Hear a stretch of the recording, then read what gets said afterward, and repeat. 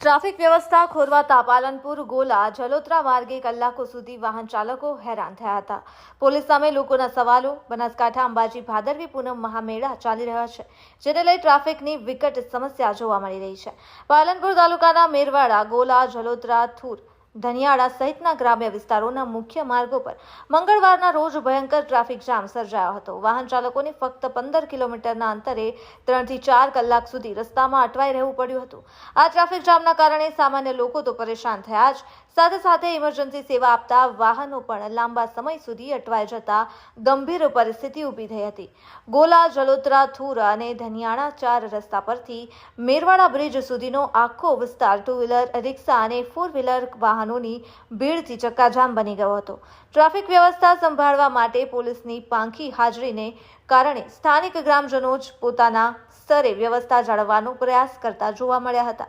પરિસ્થિતિ એટલી વિકટ બની ગઈ કે કેટલાક વાહનોમાં ડીઝલ, પેટ્રોલ અને સીએનજી ઇંધણ પૂરું થઈ જવાથી લોકોને રસ્તા પર જ વાહનોને ધક્કા મારી આગળ ધપાવવાની નોબત આવી હતી.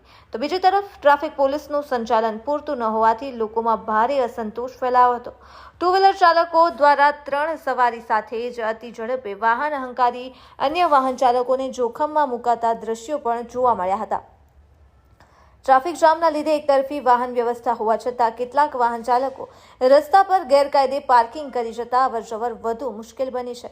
તો ગ્રામજનોમાં ચર્ચા થઈ રહી છે કે ટ્રાફિક વ્યવસ્થા સંભાળવા પૂરતા પોલીસ જવાનો તૈનાત કરવામાં આવતા નથી, જેના કારણે વારંવાર આવી પરિસ્થિતિ ઊભી થાય છે.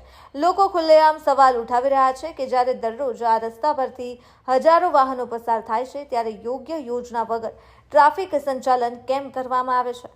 લોકોએ તંત્રને તાકીદે યોગ્ય આયોજન સાથે પોલીસ બંદોબસ્ત વધારવા, ગેરકાયદે પાર્કિંગ સામે કડક કાર્યવાહી કરવા અને ટ્રાફિક માટે વિકલ્પ માર્ગો તૈયાર કરવાની માંગ કરી છે. નહીં તો આવનારા દિવસોમાં ટ્રાફિકની સમસ્યા વધારે તીવ્ર બની શકે છે.